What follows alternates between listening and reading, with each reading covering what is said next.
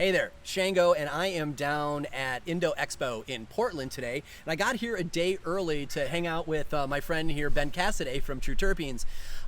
True Terpenes has been one of the original sponsors of Shaping Fire. You've been hearing their commercials on the show for a long time. And so Ben and I got together today for lunch, and we were talking, and he's telling me about these new certifications that True Terpenes has gotten as a company, and they're the first folks in terpenes and cannabis, maybe at all, to get these. And they were so interesting. I'm like, hold on, Ben. We gotta do this and record it, because this is something that nobody else is talking about, and I think we should, as the industry as a whole is trying to increase quality. So Ben, nice to see you, and thanks for buying lunch. Always happy to be here. So my question for you is why are these new 3 certifications that you guys are in the process of, and this first one, this good manufacturing practices, which sounds like it's kind of key to the triangle, like teach us about that. Tell us why that's important. GMP, good manufacturing practices, really is just a set of principles that are followed across enterprise industries everywhere from ironworking to medical device manufacturing to food, and it basically means that you have put thoughtful practices into place for manufacturing, starting from the time when you design your facility all the way up to the next step along the way of sourcing your raw materials, and then how you combine those raw materials into your final product and then deliver that product. So it's really oversight, it's quality control, and it's quality assurance through the entirety of creating a product and delivering it to your consumers. And then even past that, it's the way that you collect the feedback from your consumers, it's the way that you handle your complaints, it's the way that you educate and train your employees. So what it really gives us is a greater level of control over the entire process and a greater level of understanding as far as what are we purchasing and from who. Part of that process is not just purchasing things off of the internet and taking the word of the supplier that's selling it to you, but actually sending a representative from your company to the supplier to audit their facility based upon a set of criteria that's been established and approved when you received your certification. So for us, last week we actually received our final hard copy of our certification for our GMP 2019. We were really happy with that. We actually almost immediately afterwards had a surprise audit, got a 96.5% Nice. as far as the grading scale goes. So really happy with that one. And what it really comes down to, the importance of GMP is for these multi-state operators, people that are working at a really large scale, or business operators that are coming in from other industries that are kind of used to following these parameters. It's always a surprise to them that they can't purchase things in the cannabis world that come from GMP certified manufacturers. So for us, meaning that people are not GMP certified in cannabis. So these larger companies are coming with the hopes of making gargantuan purchases, and they're like, there's nobody we can do business with. Exactly. So for us, the real focus and the pressure came from getting ready to do business with Canada specifically, because of the legal market that's been established in Canada, and the relationship that all these LPs have with European counterparts. Canada isn't just an opportunity to sell to 35 million people, it's an opportunity to sell to 400 million people, because Canada will be exporting to Europe, potentially to Israel, potentially to Australia, and in order for a product to be manufactured in Canada and for it to be then sent to one of these other markets, it's going to have to be manufactured under GMP practices. And for something to be manufactured under GMP practices, in most cases, all of the raw materials that go into that product must come from a GMP facility as well. Right on. When you first started describing it, you said that it's kind of like guidance for very thoughtful manufacturing, right? And most of the more professional, responsible companies in cannabis would probably self-describe their processes as thoughtful, right? And you gave us a really nice kind of actually pretty exhaustive list of all the things that you have to, the different categories that have to be dialed in. Can you give me 2 examples in any 2 categories of what kind of the default setting was, and how you had to drill that down to meet these requirements? Well, I think the one that stood out to me the most as surprising was the complaints and positive feedback for the customer service cycle. So traditionally, we did a pretty good job of rectifying complaints and thanking people for their positive feedback, but we didn't actually have a methodical way of logging that and then addressing it. Like somebody might call and say, hey, my bottle leaked in transit, and historically we would have said, we're very sorry to hear about that, let us overnight you a replacement. Does that make you happy? Great, case closed.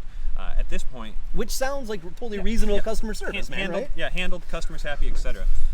But now we have this error complaint log. The error complaint log is spoken about at a specific quality control meeting once a week, and then addressed again monthly as kind of like a consolidated report. And there's thresholds, and I don't know all of them off the top of my head right now, but basically, let's say that we had 1,000 packages shipped in a month, and 50 of them came back with leak complaints. That would trigger a quality change, a change management process to where we have to look into: is it the cap? Is it the lining of the cap? Is it what could have went wrong? Is it the physical labor that's putting the cap on? Is it the shrink band? Like, we look at all of the different principles that go into allowing that to happen, and we have to make an action plan, and then we have to follow up on that action plan in the following month's meeting and compare, did the plan work, is there less, and so it forces for there to be continual improvement. So I'd say that's the first one, just because you feel like you're doing a great job in quality assurance, but then in handling customer complaints and positive feedback, but then you find out that there's actually maybe an iterative process that you can go through to make it even better.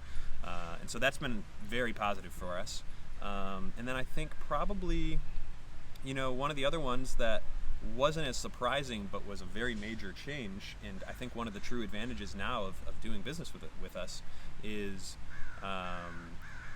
when we first started going down this road, no longer taking the word of the suppliers that we were buying things from and going into the facilities and actually doing audits and sending our quality director in to make sure that they were actually upholding and doing the things that they were making claims on when they were selling us their products. And that's things like, claiming that something was stored in cold storage, but it's actually just at room temperature. Or, and a big one is, a lot of people will, and when we started off, we were doing this as well. They'll take the certificate of analysis from the supplier as gospel and never do any additional internal testing or third-party testing to verify that. And so that's one of the first things we changed early on, about 2 years ago, while we started going down this process. But I think it's just one of the most dramatic things. If you're buying from a company and relying on all of their intelligence to make your decisions, that people, we're all human. People make mistakes, and if you're not verifying along the line, it's as simple as receiving ordering 2 shipments from a supplier in sequence, and maybe them receiving one of them out of order and then tagging something wrong, thinking that it's a different lot of product, and then attributing the paperwork to that lot, and then down the line all sorts of different changes can cascade because you think you have one product but you actually have another. So it's just it's like I said, the words get used a lot, but it's quality control. It's controlling the situation, and then it's double checking that and assuring it with the quality assurance. So I think those two are probably the two of the biggest that we've dealt with and learned from. Right on. Those are good examples. Couple thoughts come to mind. One is, all of these additional trips to your suppliers and hotel rooms and all that additional employees that you've got to hire to do this. Clearly, these costs are rising, and if you didn't grow as a company, it would really probably eat into your margins. But as a business person, it's an interesting hustle to consider that, okay, we're gonna hire these new people and we're gonna spend all this money on qualifications. But what it does is open up, Canada and international trade and being able to do business with companies like Coca-Cola, right? Exactly. Who demand GMP certification. Exactly. So it's interesting. As terpenes develop into more than just being used specifically in cannabis products, kind of like adding it to a tincture or adding it to a topical or combining it with a vape pen, we're starting to get these functional products that people are developing. We're getting 5-hour energy type shots that are meant to manipulate and modify your cannabis experience. And so we're having a lot of companies come into the space, like the Coca-Cola or Big Five beverage brewers, and they want to work with us as well. But then immediately, almost as soon as the samples arrive, they get them, they like them, they talk, okay, now we're going to move you over to purchasing and we're going to start talking about papering this up. Immediately, that's the first thing, is where are the certifications? We need to know what we're working with.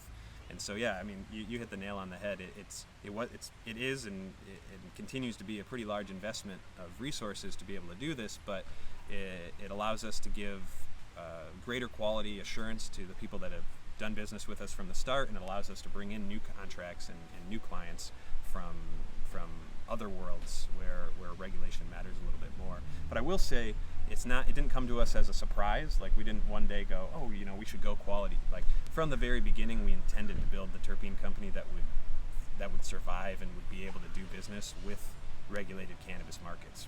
We didn't chase after fast money in the beginning. We've basically been reinvesting towards this since late 2016. So it's final. That's the other thing too, is if your company started within the last year, you're not GMP.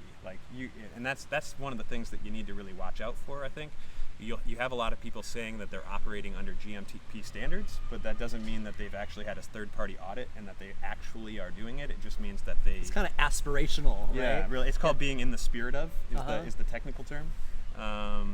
And I know growers who are in the spirit of organic. Yes, exactly. So that's one of the main things in that we're hoping, and I love the opportunity to talk about this because, the question to ask if somebody tells you that they're certified is, can I see your certificate? Can I see who's the third party that audits you?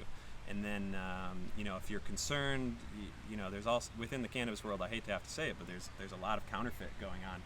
Call the third party if you're not 100% satisfied or convinced of its authenticity, because that's their job. The third party is going to ask you for their certificate number or the name of the business. They'll look you up and they'll tell you exactly what happened in the last audit, and they just make it really easy. So, right on. So you were also mentioning that now that you are GMP certified, this sets you up for additional certifications that just get heavier and heavier. What are those? Yeah, so the one that follows right after GMP is FSP, which is just Food Safety Plan. It basically is very, very similar to having like a GMP operations procedure for basically everything, but it pertains to the fact that our products are meant for human consumption, and so it goes above and beyond what you might need for like medical device manufacturing or something like that. And it's just ensuring proper storage of raw materials that are going to be consumed, making sure that you keep a shelf life on everything, making sure that you're keeping basically every single lot that we send out into the world has to then have a sample retained, so that if somebody calls and says, we got this tested and it was full of heavy metals and pesticides, we can pull that lot out of the refrigerator, send it off for testing, and confirm that in fact it wasn't our product. Right. So it goes above and beyond to ensure that. And a lot of that stuff, I mean, I've toured your manufacturing facility. You already did a lot of that stuff, but I get that this is making sure that you've got numbered and certified paperwork behind your practices. Exactly. It's just so it stands up in court. It's a big part of it. And then the last certification, the one that we're actually probably most excited about, is the ISO 9001:2015, which to get to, you basically do all of the requirements of GMP anyways. So most people will go GMP and then go ISO, and it's just it's the international standards, whereas GMP, as we're practicing it, from my understanding, is just like United States based and focused primarily. However, like I had mentioned, I know that several European nations, major ones like Germany and the UK and whatnot, operate off of those same standards. ISO is the international standards, and so what that basically, it goes above and beyond for documentation and vetting of the suppliers, and I'd have to really default to our quality director to point out all the exact specifics that make it different, but it's above and beyond. It's a little bit more rigorous, and it's internationally recognized, which really will just give us, again, that foothold to be able to go and work with multi-state and multi-country operators within cannabis and then other organizations from the traditional world. Right on. Kind of to wrap up, I know that you go way back into the medical days like I do, right? Yep. And it's kind of funny because like I still yearn for the medical days and the Yeah. freedoms that we had and the quality of products that we had. And yet, when regulatory structures started to come out, I was a fan of everybody having to get product testing, right? Yeah. Because a lot of stuff went through medical without proper numbers, without it going to a lab or anything. So, there, even though I miss medical, the increase of quality so that patients can get what they're expecting to get, right? This is like all the way at the other end of Yeah. that, right? Yeah. This is not people prepping products in kitchens or Exactly. this is regulatory kind of at a steroid level, and I guess that's what's necessary for you to make a jump as a company from having started small, Yeah. becoming national pretty quick. But then, the whole world market is there, and everybody's going to have to start stepping up because, we talk a lot on the show about how, some folks are going to stay local. Yep. And then when interstate transport becomes allowed, a lot of those local companies, if they have not developed specialty products and strains and got their margins where they need them to be, they're all just going to Yeah, disappear. they'll have regionals pop up and then nationwide. So if you are a product manufacturer and these ideas of GMP and ISO are new to you, you might want to look into it, especially if you're looking to expand quickly, because it takes a while to do this stuff and to develop the procedures and work with them so that as the market expands, you can be there and ready to go. And I think it depending on it doesn't really matter which direction you plan on going. If you plan on operating your organization for the next 30 years and you have no plan of parting from it, following the path of getting these certifications is only going to help you stay compliant with regulations as they develop, whether that means you're in Canada and they're reducing regulation, or you're in the United States and they're trying to put the toothpaste back into the tube with us. And then the other end of the spectrum, if you're trying to sell your company, or if you're trying to, whatever flavor of that, having these certifications it's very enticing to investors or to new business partners or whoever to see that you have written SOPs and methods for everything across your business. And again, it's that thoughtfulness. It's that you took a view from 30,000 feet down and looked at how should the business run, and then you planned it that way and executed it that way. And I think that's really, the audit, that's really the main difference is by ourselves, we were operating very much in this way, but having somebody else come in from the outside and say, you say you do it this way, but I'm watching the way that you open the caps and pour those bottles, and it's not the way that you had it written. So let's adjust that. Either we need to change what's written or we need to change the action, but let's make sure that it matches the thoughtful plan. Right on. Yeah, it's for all of the things that about regulatory cannabis that frustrates me. This is the positive promise that people have been talking about. So awesome, cool. Well, thank you for sharing the story and breaking us all in. It's always a pleasure to see you. Thanks for coming to Portland. Right on.